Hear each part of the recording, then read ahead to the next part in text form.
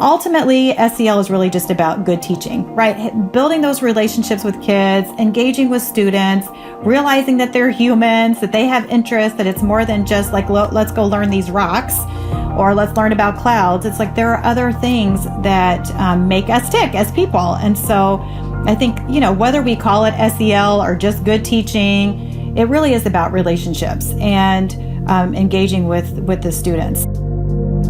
I'm Nikki Herda, and this is Bright, Stories of Hope and Innovation in Michigan Classrooms, a podcast where we celebrate our state's educators and explore the future of learning. For many of us adults, emotional awareness and mental health were not topics that were discussed either at school or at home while we were growing up. But many innovative leaders in education are trying to shift this narrative for future generations. Why? There are plenty of studies showing that investing in social-emotional learning can help schools decrease behavior referrals, boost academic achievement, and even save money in the long run. It's slow and difficult work, but the results speak for themselves. Most significantly, of course, when children thrive, both academically and personally. In today's episode, I chat with Lauren Kazee, a former social worker and one of Michigan's leading experts on social-emotional learning, or SEL. Lauren shares her personal definition of SEL, dives into the conflicted history of this concept, and during a time of record high levels of anxiety, depression, and teacher burnout, offers advice for educators looking to prioritize their own social and emotional wellness and model this behavior for their students. Well, thank you so much for joining me today, Lauren. It's a pleasure to have you on the Bright podcast. I was wondering, to get started, if you would just want to tell us a little bit about yourself and what you do. So my background is I'm a social worker by trade, have been in the field of social work for 1,000 years, and I started out doing outpatient therapy in Cook County in Chicago, working with kids in the foster care system in inner city Chicago, which was a heartbreaking experience. But that led me eventually to schools. And as I moved into Michigan, I worked as a school social worker and also did outpatient therapy. So I have been a community mental health provider and a school provider, and which I think has positioned me in a really unique way to be able to do the social emotional learning work and school mental health work at the state level, just because I've been on both sides, on the outside of the school and inside the school, and always working around student mental health. And can you speak at all to what drew you to education? Like what were you seeing that you just really wanted to help, solve or address? So I don't know if I was necessarily drawn to education per se. I think it was more around the well-being of kids. So I think I went into social work just because I knew I wanted to make a difference. It felt like adults were always making decisions for students or for youth, and I wanted to be able to empower youth and to give them a voice or to have a champion, somebody that they felt like was fighting for them or advocating for them.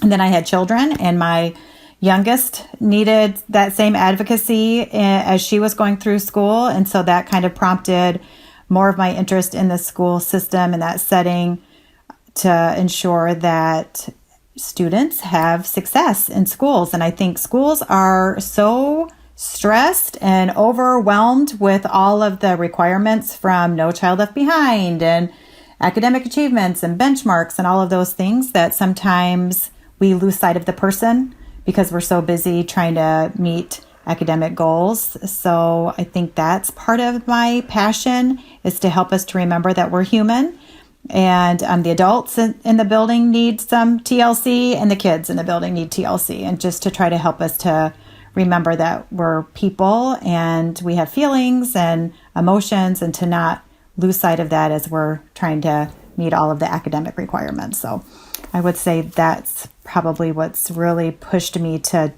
do this work. It's very powerful. Thank you for sharing. So you are one of our state's leaders in social emotional learning.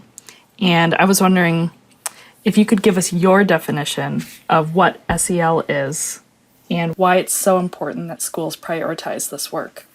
Great question. Yes. There is the standard SEL definition that's nationally recognized that, I subscribe to, but I think, on a more practical level for me, SEL is establishing an environment that helps students to learn how to identify their emotion, to be able to regulate those emotions. So if they're feeling anxious about a test or a speech that they have to give in class, or maybe there's some peer activity that's happening and they're worried about, some bullying on a playground, whatever the circumstances are that students face day in and day out across the K-12 spectrum, well, and even in college, I'm sure too, that students feel like they are in an environment that is positive and safe and supportive and allows them to take the time to identify their emotions, handle them in a healthy, constructive way, learn how to interact with other students, whether they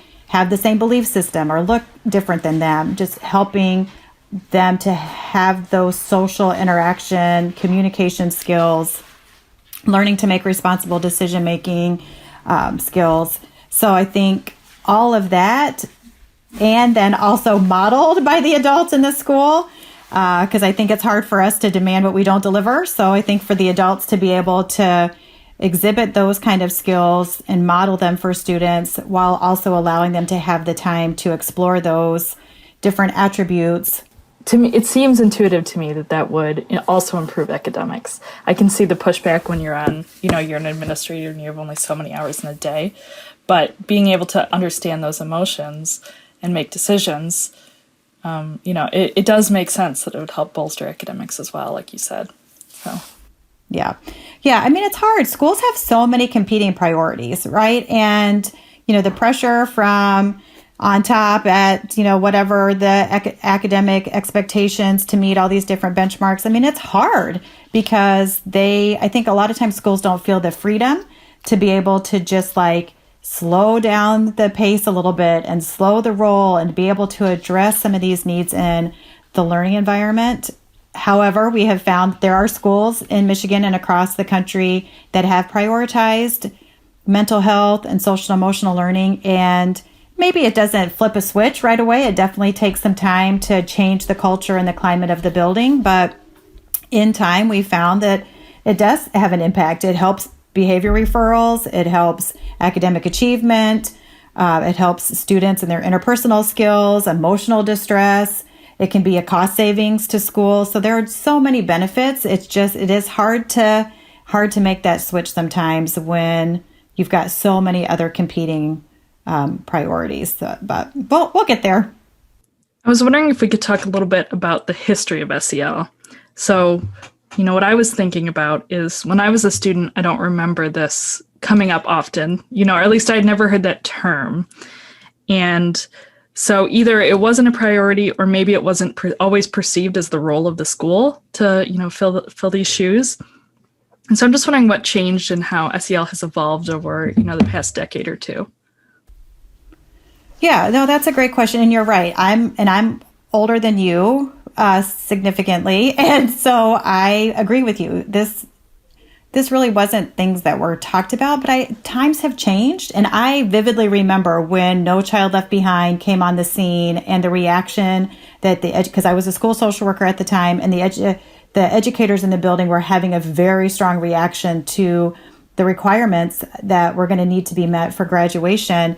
And I remember just that shift of feeling like we were so focused then on academic requirements that we started to miss that whole child perspective.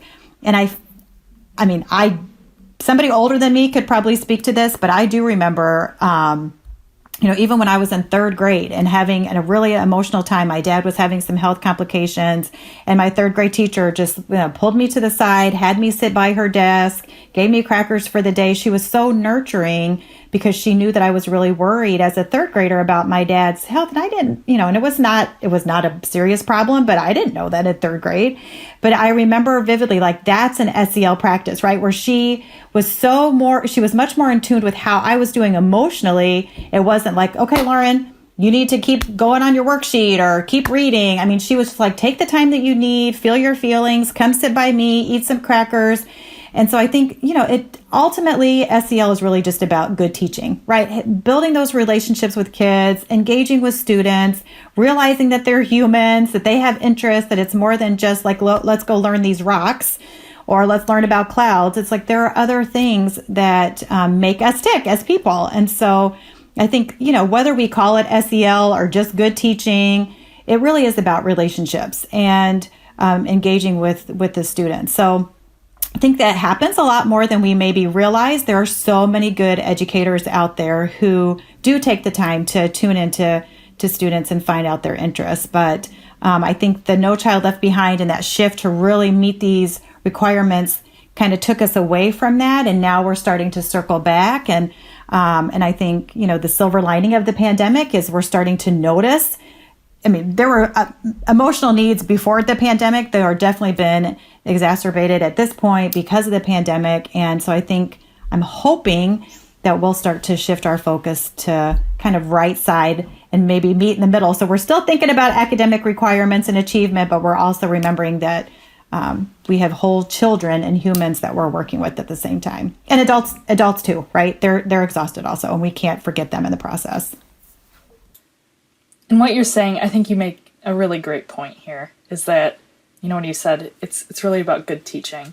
And even when I reflect on the educators I've interviewed for this podcast, so many of them, when I ask about their favorite teacher, what brought them into teaching, they speak to a teacher who did something, kind of what you described. Like they had a hard time in their life, and there was a teacher who knew they didn't need to worry about algebra. They just needed a safe place to sleep, or they needed somebody to talk to, or, the teachers rallied together to support them in their time of need. Those are the things that they talk about when they talk about why they became a teacher, not just the academics. And so you're right to say that, this isn't new. It's just we're talking about it more explicitly now. Yeah. I think using different language. Yeah.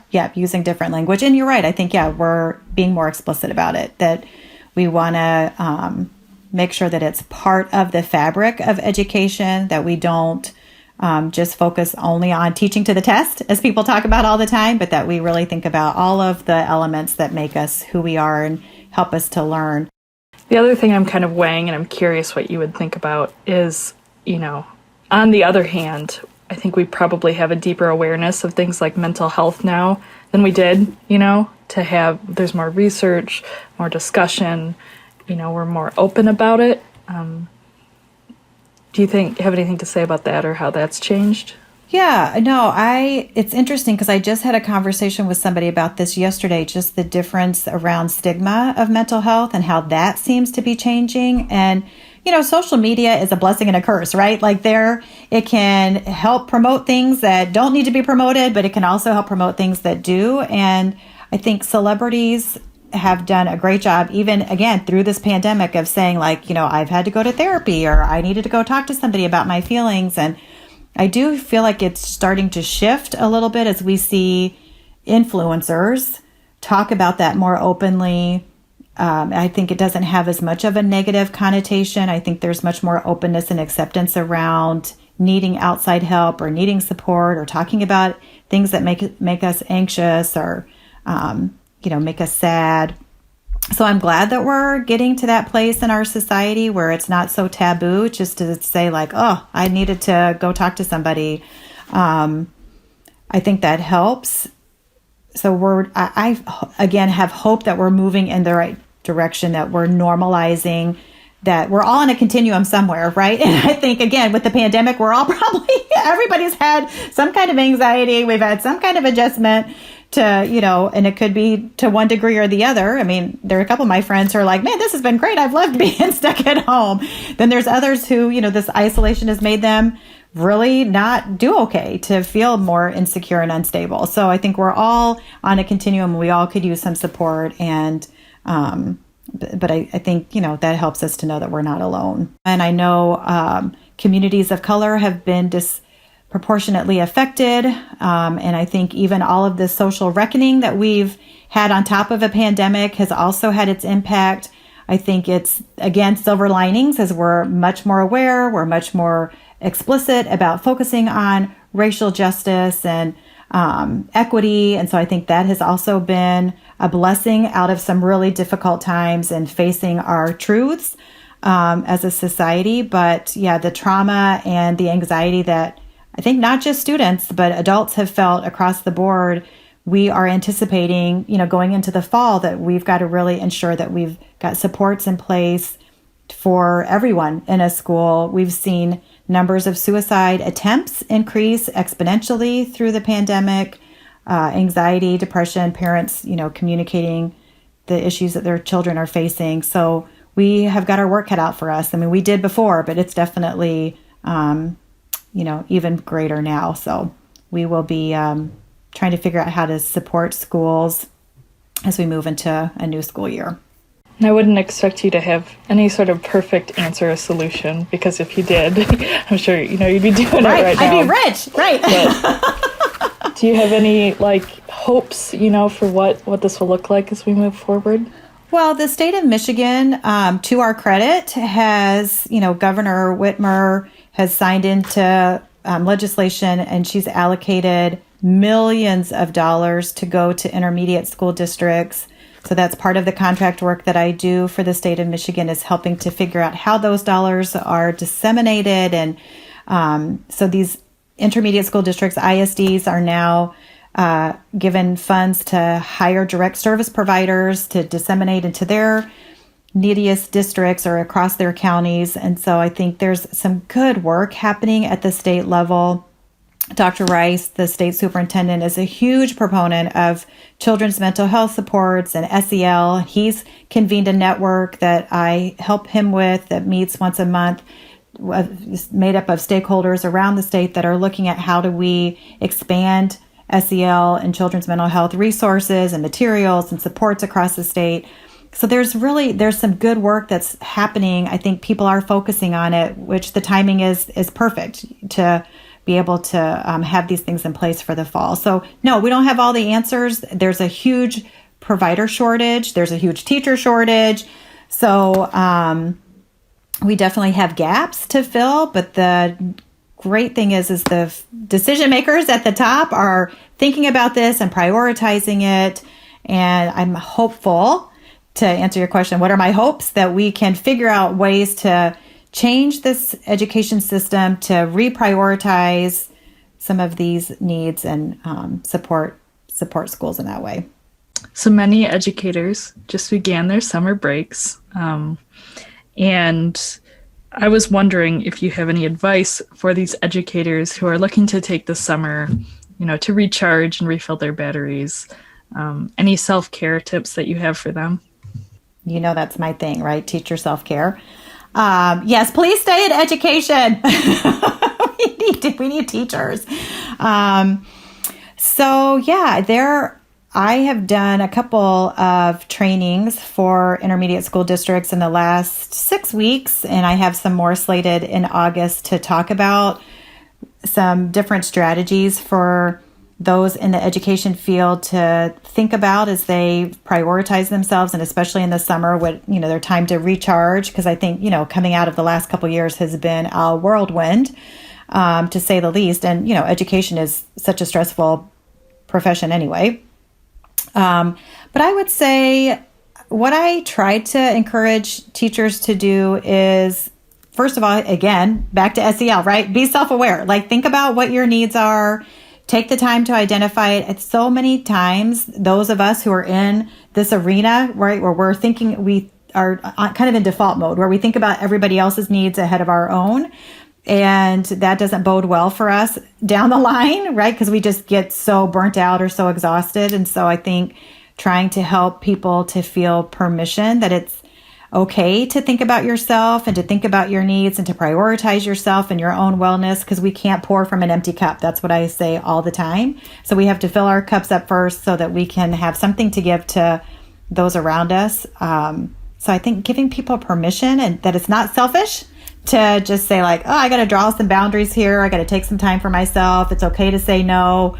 So there's little things that people can do. I mean, of course, vacations and yoga or retreats or reading books and all of those things, of course, are always going to be helpful. But I think there's small things that we can do throughout our day to prioritize ourselves. And sometimes it's just learning to say no. Like, I'm not going to put myself, like, I don't have the energy for that. So I'm going to say no. Or I can only go, for 2 hours versus 4. Like I can, so being able to set boundaries and again, I think just figuring out things that fill your cup up and focus on those and know that it's okay to do that. I think especially for women, it tends to feel that way. We're trained from a pretty young age not to say no. Yeah. So being reminded that it's okay to say no is... Right. And that's usually the thing. I mean, like, I think women are socialized to take care of everybody else, right? I call it the caregiver curse, right? It's like we put everybody else first, and then it's like, oh, wait, what about myself? As we're like dragging to bed or we're sick or, we just wear ourselves out. And, and there are a lot of, education is a female dominated profession. So that's not to say that men don't have that too, because I know several guys who will just go and give. But I think in general, for everyone to feel like they have the permission because I think we feel like it's selfish, right? If I take care of myself, then that means I'm not taking care of anybody else. And that's okay sometimes, right? It's okay for people to fend for themselves. And honestly, the new perspective that I've had that I've talked to educators about is that if we're always doing for everybody else, then that doesn't give that person, whether it's a student or a family member or a friend, the opportunity to figure it out for themselves, right? So, the small example that I say is like, if I always did my kids' laundry, they would never learn to do their laundry. And now that they're adults, they have to do their laundry. They're not going to bring their laundry to my house, although they did in college. But now it's like, you have to do your own laundry. So, that's a small example, but if I always did it, they would never learn. And it's the same thing in life. Like if we're always taking care and enabling or rescuing or inserting ourselves, then we maybe jeopardize other people from learning their own life lesson or having their own journey or their own evolution into something bigger and better. If we take away that opportunity for them, then they don't get it. I'm Nikki Herda, and you're listening to Bright, a podcast that is made possible by Michigan Virtual, a nonprofit organization that's leading and collaborating to build learning environments for tomorrow. Today, I'm chatting with Lauren Kazee, one of Michigan's foremost experts on social and emotional learning, who is helping lead big conversations about change in this area at a statewide level. Up next, we chat about Lauren's favorite teacher growing up, her vision for student learning, and what advice she has to offer educators who are seeking to prioritize SEL for their students and for themselves. When you've got a person, an educator who is invested in you, that helps to motivate you to want to learn. That's the same thing for me with my favorite teacher, right? She was my 9th grade teacher. She was so hard on me, read marks on my paper all the time, U.S. history, like you can do better, go back, start over, give it a better, another chance. And I hated that at first, but because she believed in me and she pushed me and saw this potential, then my senior year of high school, I picked her for an elective because I thought, I want her. Like she's in my corner. She sees the good in me. She's pushing me. She's my champion. And so I think even there, it's like, kids are motivated by somebody who's in their corner, who sees the good in them, who believes in them. And there's research to show that when teachers instill hope and positivity, it helps kids do better academically. They have better school success. So I think you're right. There's so much to be said about those kind of positive relationships and the impact that it has. I would say that is definitely the element of my favorite teacher, but even just favorite teachers that my children have had, that I've worked with, that I have had experience in schools across the state. There's some really stellar people out there, and they're working hard for the sake of kids, and I hope that we can support them in their efforts. All right, so my next question is kind of a big one, but I would like to hear what your vision for student learning is. And so the way I break that down a little bit is to ask, if it were up to you, Lauren, what would you want to see for every student? I think ultimately what my vision is that schools are safe places. that they feel like a safe haven for everybody. So it's not just for students, but that teachers can come in, they don't feel stressed or anxious or overwhelmed when they walk into a building. So I think if, having an environment that feels welcoming to all of the stakeholders, all of the people in the school community, and there are places like that. And again, it doesn't happen overnight, but to trust the process, that when you have that setting, that people flourish and students flourish, educators flourish, people want to be there, morale is high. So I would love schools to be that. A byproduct of that, I think my little plug is for us to look at research and put that into practice. An example is schools that start so early for secondary kids. There are years of research to show don't start school before the crack of dawn for teenagers. So it's proven, but yet we still start school before the crack of dawn, and even in Zoom school, we changed the way we did school and it worked for some. So why do we now go back to the old bad habits? So it's like, to me, this is an opportunity for us to kind of, and Dr. Rice said this, like, let's go back to a new normal. Like, let's figure out ways to have a new normal.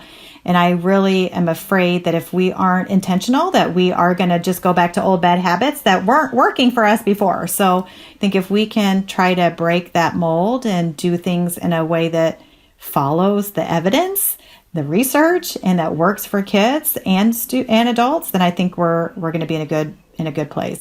All right, last question. Are there any other words of advice or wisdom that you'd like to share with educators out there right now? This is what I would say. When I do trainings and consultation with districts, school, districts, whatever, it can feel super overwhelming because it isn't a quick fix. And everybody wants a quick fix. And unfortunately, that's just not the way of education, especially when we've been doing things in a certain way for years. It takes time to kind of, turn the tide a little bit.